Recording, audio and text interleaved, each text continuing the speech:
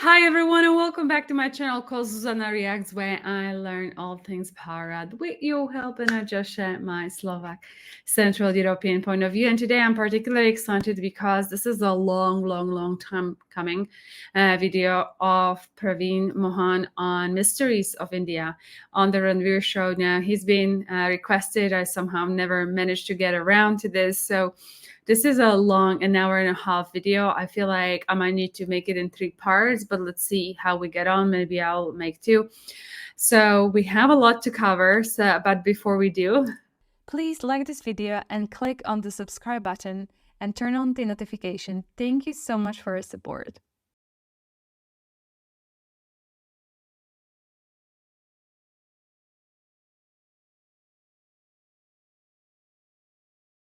okay, I say let's go.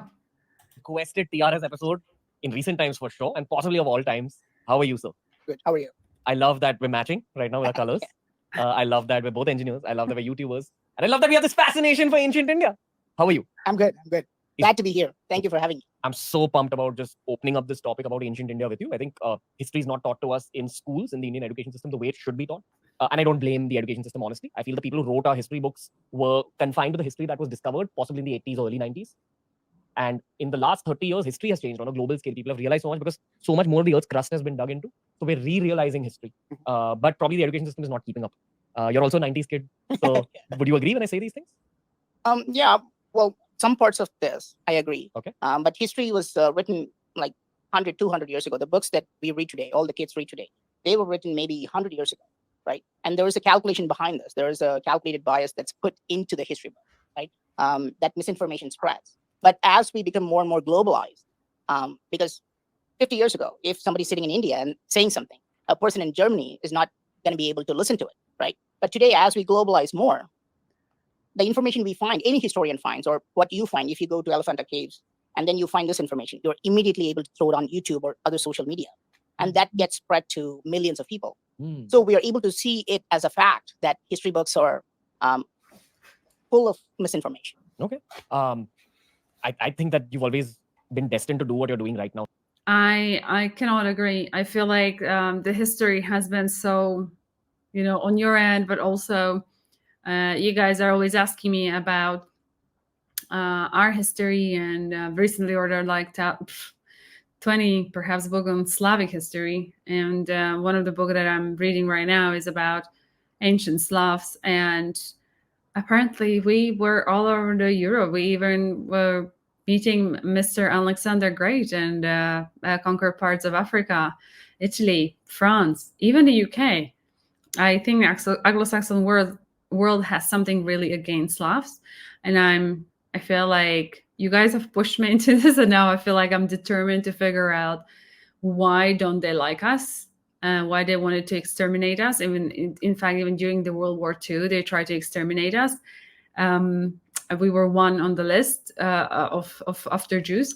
So I'm curious, and I like from just reading that particular one book that apparently has only one copy in Vatican archive and has been forbidden.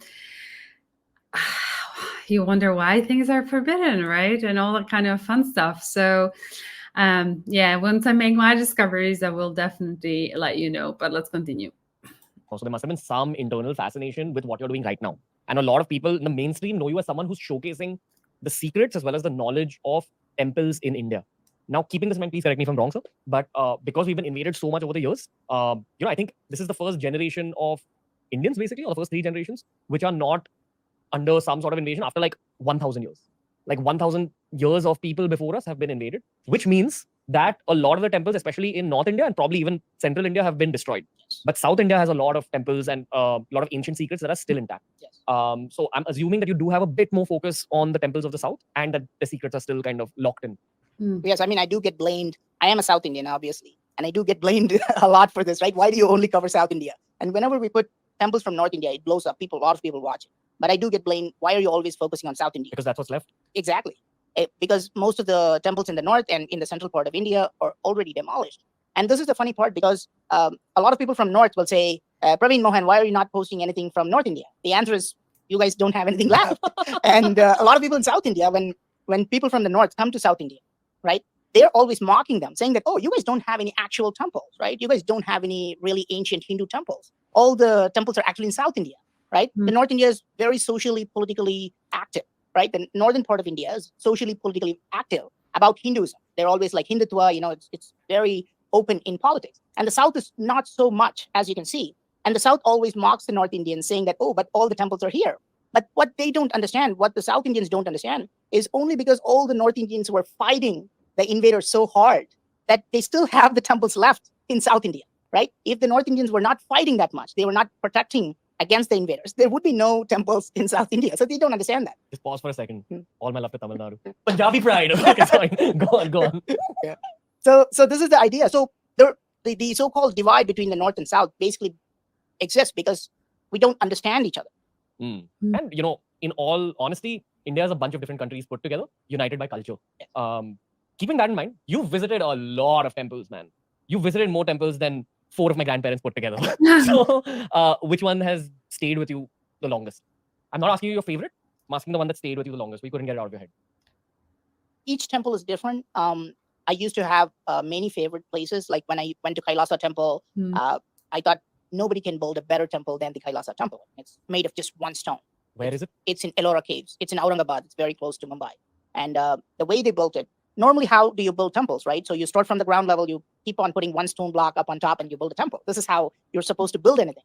But the Kailasa temple is completely different. So they start from the mountaintop, they remove the rocks, they scooped out the extra rocks. And what is left out is a temple. That is the Kailasa temple. It's made of one stone. There's no metal, there's no wooden blocks, there's no extra stone added to it. And this temple has so many features. It has like a bridge connecting one part to another. And it has so many chambers and pillars, all made of just one stone. And I mean, honestly, it should be named as a world wonder, if you will, right? If it was built anywhere outside India, it would have probably been, considered as a wonder of the world. But because we don't promote these kind of monuments, it's just, now it's getting popular, but it's not well known yet. Yeah, that's what a lot of people have said on the podcast, that India has a dormant tourism industry. Like it's going to blow up when Indians decide that it's time for it to blow up. But I think that's what you're doing through your content. I do have so many other questions about kind of more esoteric things about the temples. I know you have like this whole intuitive side. You were talking about palm reading on the outside. And at the cost of asking a slightly personal question, have you had like a spiritual childhood or teenage which allows you to be this kind of naturally fascinated by these temples? Like, do you understand them on a deeper level? I don't know how I got this perspective, but I grew up in temples. So this gave me a huge advantage because I grew up inside temples. So all the Hindu temples in Tamil Nadu, they close around 11 o'clock in the morning. And then they only open up at like 5 o'clock. So between 11 to 5, nobody's allowed inside the temple. And the temples are huge, okay? The temples are not just one shrine or something like this. It'll take you maybe like half hour to walk around. They're big temples. So I had the opportunity to be inside the temple from 11 to 5 when nobody was there. So I used to spend a lot of time inside the temple, talking. Like I was very young. I was maybe 6-7 years old at the time. And this happened between 6 to 10 years old. So I would go to the gods and I would kind of talk to them, right? Because when you're that young, you're basically like looking at a character in TV and you're talking to them. So it's very interesting to me saying that why is this god carved this way, right? And there are many different things. Like, so there's one god called Deaf God. This is called Chandikeswara. I don't know if you've heard of this. It used to be there in the North Indian temples too, and unfortunately all these things are gone now. But if you go to Tamil Nadu, you'll find a god called Chandikesa in one of the shrines. And this will be the last deity you see before you get out of the temple. And everybody will do this to this god because he cannot hear you. So that's why he's called the deaf god. So everybody will kind of clap at him or do this sometimes. So as a child, I used to wonder, why are there so many gods and why are they all designed this way? Some of them definitely have a spiritual aspect to them. I mean, it should not be a coincidence. What do you mean? The gods are classified into different ways. The gods are classified into different levels, right? Some people argue that, the sun god, the Surya, right? Some people argue as though you guys worship sun as a god. They almost think that ancient Hindus did not understand that sun is a huge ball of fire. In fact, we knew all of that, right? So who are the two wives of the sun? Right? Do you know? Okay. Assuming it's the moon? No. Okay. The moon is also a man. So actually, so okay. There's also a man. So it'd be like Chaya and Sandhya, right? So, but again, these are just personifications. One of them denotes, the sunset, and the other one denotes the shadow. So we understood perfectly what each thing means. And sometimes they put all these factors as gods. So they took all these aspects of nature and they put them as gods. So they did a very advanced, they created a very advanced system that's hard to explain. For example, the Chandikesa, right, where everybody went and they tapped their hands like this. It turns out that he's not a deaf god, right? If you go to even the priest in a temple, he'll say, oh, he's a deaf god. You always have to do this before you leave the temple. But I found in one of the inscriptions that Chandikesa was the treasurer of the temple.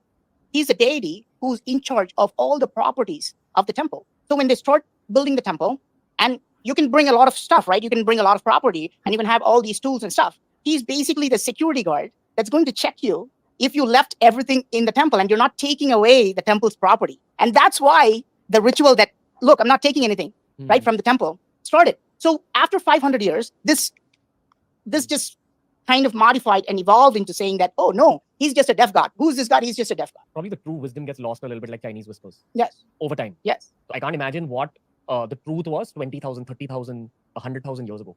Because I've come to believe, because of this podcast, that our civilization is a lot longer than we're told even in history books. And I always think about this when I read Amar Chitra Katha, things about Dwapar Yog, Satyog. It couldn't have been just a few thousand years ago. It had to have been a long time back. I listened a lot to Graham Hancock, I don't know if you're familiar with, yes, who talks about how we think we're the most advanced civilization because we have technology and cameras and science. Who's to say that there weren't more advanced civilizations earlier that got wiped out because of apocalyptic events, Younger Dryas and all that? Do you have any opinion on this? So if you look at standard accounts from history or archaeology, 2,000 years ago, Indians were basically just tribes with sticks and stones, fighting with sticks and stones. Okay, so that is the standard account that we read in history. You mean the international standard account written by imperialists? That is true, right? But what do you read, right? I'm not saying that this is what we read in the US about India, or this is not we read in Britain about India. What do you read about India in your own history? How did we exist 2,000 years? Indus Valley civilization. That's what's written. But what about before that? Let's say 2,500 years ago. If you actually start to read more and more history books, it basically goes into kind of the Stone Age, right? People actually believe that all the civilization only started after the Mughals and then the Europeans. This is the gist of the history.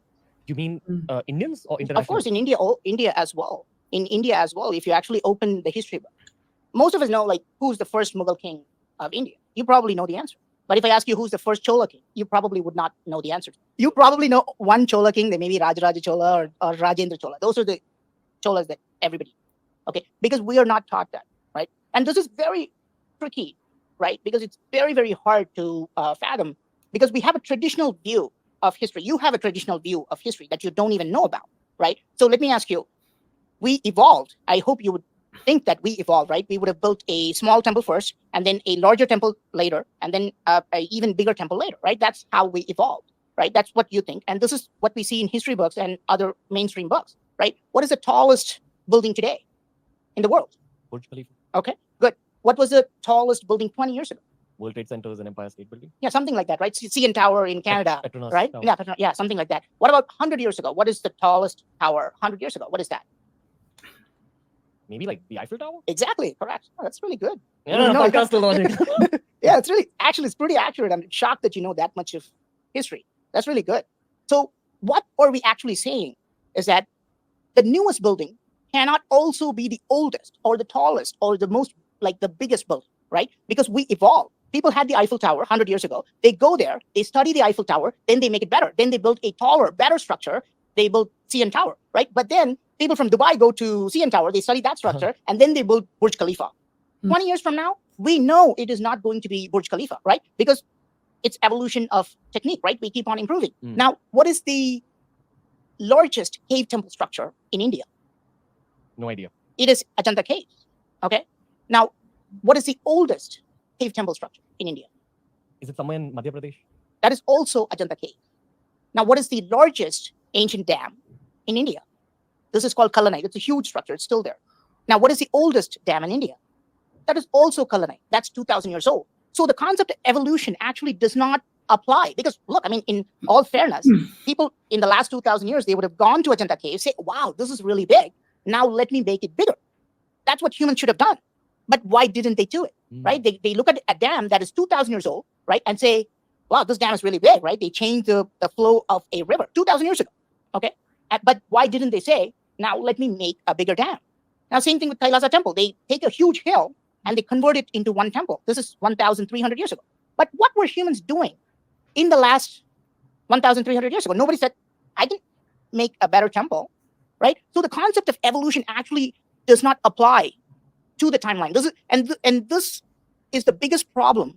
I think when the British came and they studied all these structures, they were shocked because these structures are completely kind of out of the world, right? They don't follow a pattern. They're not able to find an evolution pattern, right? It's almost like suddenly a giant woke up and they built insane structures and they're gone. Like, we don't know how they did it. Like, we cannot learn from them. You know, and this is a shocker that we find in history books. Is it because of the invasions that the construction stopped? We don't know why. These things are much before the invasion. For example, Ajanta Caves is more than 2,000 years ago, right? The invasion only started maybe 1,000 years ago. Maybe arrogance kicked in.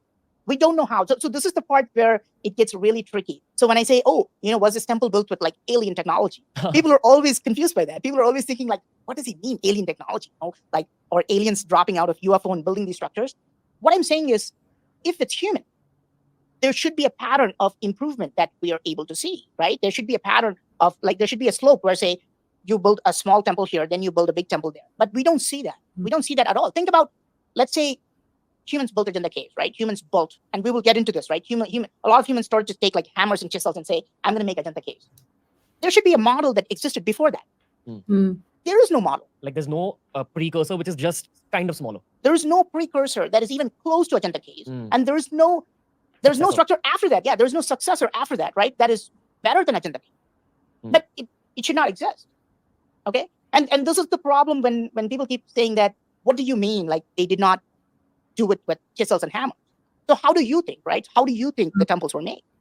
There's two answers I have. One's from the logical side of my brain, one's from the emotional side. The emotional side says aliens came and used lasers. The logical side says that maybe it was built over like a very long time span, where it was like maybe a king of that region who said, okay, my next 5 or 10 generations will keep building this. Yes. Well, that is a good way to answer that question, right? So still, what kind of techniques would they use to build a temple, right? So let's say they build the entire Kailasa temple with chisels and hammers, right? These are all the basic tools, right? There's a chisel that has a pointed end. There's a hammer that people hammer into this. And then maybe pickaxe, you know, the small tools that they have. But if you go to temples in Karnataka, okay, there are temples like Hoysaleswara temple, there are temples like Chennakeshava temple, and these temples have pillars that are completely made using lathe machines. Archaeologists accept this. You'll have to explain that word. I get what you're saying because of engineering college. But explain it for the listeners. What was that? Okay. So we see pillars that are made with lathe machines. So when we look at, let's say, this mic, the holder of this mic, you cannot make the holder, the circle, with a chisel and a hammer. That's impossible. You cannot make a perfect circle with a chisel and hammer. That's impossible to do. You need a rotating machine to make such a pillar. In engineering college, we have a subject called workshop. I can see you smiling. Workshop is where they teach you kind of how to begin using a lathe machine, which is one of the most basic engineering machines in the world. Probably right now. It's the most rudimentary. The most basic lathe machine, if you really want to know, that we have used for thousands of years is a wheel to create pots, right? So we have a wheel and then you put some clay on top of this. And if you keep rotating the wheel, the pot will start to really come into position depending on how you use your hand. Now, this is a lathe machine. Like something that gives you an accurate geometric shape. Yes, a rotating mechanism that is capable of giving you a perfect cylinder or a circular shape. That's a lathe machine. Now, archaeologists confirm that, yes, these pillars are made using lathe technology. Okay, we can see the turn marks. When you make a pot, you will see lines in the pot, okay, because they're constantly rotating. So you can see these marks in those pillars. And experts, they're embarrassed to admit this, right? Because they don't want to admit this, but they admit it. Yes, we don't know how, but they use lathe machines to make these pillars. We're not talking about one pillar, okay? We're talking about hundreds, thousands of pillars. And these pillars will weigh like 20 tons. So the lathe machine must have been maybe like 300, 400 meters long, probably, which is a huge lathe machine. Yes. And of course, you know, if you really want to counter it, saying that, oh, we can make a lathe machine with like 100 horses or something like that. Okay, you can do it. But why? And this is a mechanical engineer speaking. But anyway, go on. Yeah, but why? Right? Why bother? And we're not talking about just one or two pillars. Okay, all the pillars in that area are all made using lathe technology. Okay, and then so we know that they were not only using chisels and hammers, they were using other machines. And then you find like a stone skull, right? So there's a huge Dwarapalaka, is a doorkeeper, okay? And it's dark. It's like pitch black. You have to take a flashlight and then you have to go and you have to examine it. It's really cool when you do that. And I got millions of views when I first demonstrated that, because it's dark. Nobody goes to these places, right? So this Dwarapalaka has a crown on his head. What is the meaning of the word Dwarapalaka? Dwarapalaka means a doorkeeper. Okay. So if you go to a temple, there will be a main deity, and Dwara means door, and Palaka is just the keeper, right? So you'll have two doorkeepers on either side. Okay. The doorkeepers are usually fancy, but nobody pays attention to them. And in this temple, it's very dark. When I went in there, the doorkeeper is really fancy, and he has a crown. Okay. And his crown is studded with skulls. Each skull is only about this wide and this tall. Okay. About 1 inch diameter. Okay. And the skull has like an open mouth and two eye sockets and 2 ears. So what I did was I took a small needle, or like a twig, right? A thread, if you will, and I put it in his ear, and it came out. I could make it come out of his eye. I could make it come out of his ear. I could make it come out of his mouth. So I started to play with this, right? So I would put it in his mouth, and then it would come out the ear. Now, what does this mean? This means that stone skull that's only about 1 inch wide is completely hollow. And this is made of stone. So how do you make that with chisels and hammers? How is it possible, right? So archaeologists and historians are wrong in saying that these temples were built with primitive tools. Now, the general idea that you will have is that they did it for a long period of time, right? They were just using brute force, but they were using some kind of advanced technology to achieve that. Advanced machinery. Of course, they were using advanced machines. So we know that they were using lathe machines. That's a fact. We don't know what kind of lathe machine it was. We don't know what kind it is. And more importantly, we don't know why it didn't get used again later. Yes, yeah, of course. There's no continuity to that. There's some technology that pops up, and then after like maybe 100 years, that technology is gone. You know this, right? Ramappa Temple in Telangana, it just got UNESCO World Heritage status. It's announced as a World Heritage Site, which is a big honor for the temple. When I went and I was researching that temple, this is in a small village in Telangana. Most people didn't know that temple at the time.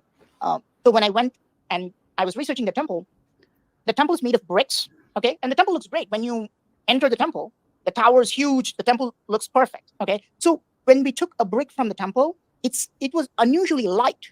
It was not as heavy as a brick should be. So when we put it in water, we realized it floats, okay? This is not a natural rock. Some rocks naturally float like pumice, okay? There are rocks that are really porous, but this is not a natural rock, okay? This is a brick made, but when you put it in water, it floats. Today, we use the same technology. We use a technology called AAC, or autoclave aerated concrete, I think.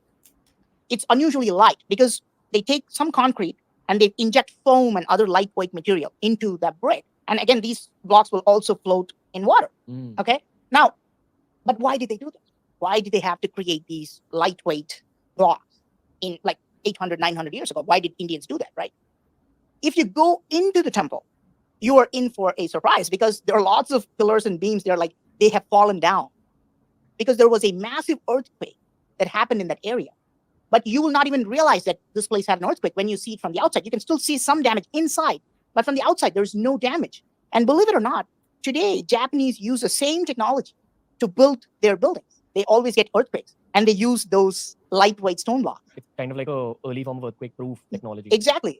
And they were doing earthquake proofing 800, 900 years ago.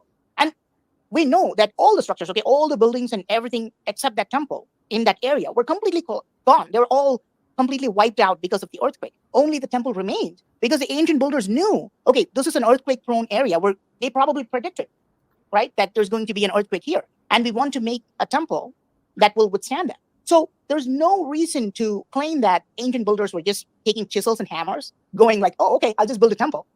That's not how they did it. Is this your motivation to go to all these temples? Like, you want to see deeper technologies? Like the engineer news also a part of this? It is a part of this. What really happens is that what really started to happen when I was in the US, and I used to come here and I visited Ellora Caves and I visited Konark Sun Temple and stuff like that, I immediately recognized a pattern where this does not match our history book. This makes no sense. It should not exist, right? The Kailasa temple should not exist. Or rather, why aren't such advanced technologies spoken about in our history books? Yes. See, it's hard to believe this, but you will believe this if you start studying this deeper and deeper. You will actually think that there is a calculated plan, right? So it's done with a purpose. This kind of misinformation, is kind of delivered to us. So we won't understand the true nature of history itself. Yep. Okay, to explain what you just said, I'm going to bring in a recent learning that I had. I was in Australia, and one of my intentions of visiting Australia was learning more about the First Nations people or the Aboriginal people there. who have a lot of remorse towards the settlers, Okay. which is basically Europeans who came and like settled in Yes. Australia. Because when the Europeans came, they classified the local people as flora and fauna, and the Wow. colonizers were allowed to hunt the local people. My God. Now that's the start of it. There was a lot of deceit, a lot of lies, because of which they kind of erased a lot of their culture, including their temples. There was something called the separation of the children or something like that, the great separation, where they took kids, separated them from the parents so that the kids end up losing the culture. And Australia was a massive landmass full of lots of different tribes, much bigger number than we're told by the international reports on it. But all that was lost. The culture was lost. So now it's reduced to fewer tribes, lots of lost culture, lots of local Aboriginal people who don't know much about their culture. And parallelly, a lot of them are dealing with alcohol abuse, drug abuse now, which was kind of injected into their life by the colonizers. And this is like 200, 300 years ago. So when it was myself and two of my teammates, we exchanged notes with all the Aboriginal people that, listen, in India, all this other stuff happened. And then when you actually put it together, you realize that they had it way worse than Indians. Probably because we had much larger numbers. Our population was bigger. We had the fighters, all that, like the Maratha Empire, the Sikh Empire. Maybe the British found it difficult to completely capture the country. But here's what happened. We all know that they kind of leaked a country of money, etc., the Kohinoor diamond situation, all that. What people don't understand, and by people I mean our parents' generation, our grandparents' generation, their parents probably, they were very deeply distanced from the real history of our country. What happened to the Aboriginal people in terms of that separation, where kids were separated from family? For us, our hearts were separated from our culture through our history books. Maybe wrong history is taught to us. In Africa, when colonizers left, they drew straight borders in order to separate tribes into two countries. Oh. So why? Okay, so I will stop it right here. I had a few issues with the camera as I was shooting that, so excuse the different angles. Fascinating, super, super fascinating. I think I love the fact that he is exposing how things do not make sense, also about evolution. I've recently been watching on Netflix. There is this Adam Hancock show, or what was his name? Hancock something. And it's fascinating to, just like Praveen is talking about, that certain things should not make sense and how history has been rewritten. And at the very start, I talked about, like the Slavic history as well. And yesterday, I have been part of a call, like more like spiritual people. And I was talking to them like, what is it about Slavic people that, the Anglo-Saxons are really, not liking? So one thing that I've learned, apparently we have some sort of a more heart chakras or something. And that apparently there were, for example, tests made on Slavic women. And apparently there's something to do with our genome. Very interesting. Obviously, I'm just like blabbing things that I've just been told. I'm not too sure to what accurate. I haven't verified information, but it's nonetheless still very fascinating. And I mentioned a book that I started to read, but I have many other books about like Slavic history, etc. And it's actually courtesy of you, and I feel now very kind of determined to figure out what on earth has been going on, because up until now, I'm very much live, let live type of mentality. You do you, I do me, like all love and light to everyone. But it's nonetheless fascinating because, and it's also fascinating from your point of view how obviously history has been manipulated. And even yesterday when I talked with the people, it's so very apparent that it has been manipulated, and that there are like just a certain number of families that are pretty much orchestrating everything. And very, very fascinating conversation. I literally cannot wait for the part 2 to come. So I'm just going to leave it here, and let's continue in a part 2 very soon. So thank you guys so much for watching this video with me. If you did enjoy it, please give a thumbs up, share, like, and subscribe to this channel, and I'll see you in the next part. Until then, please do take care. I'm sending lots of love. Bye bye.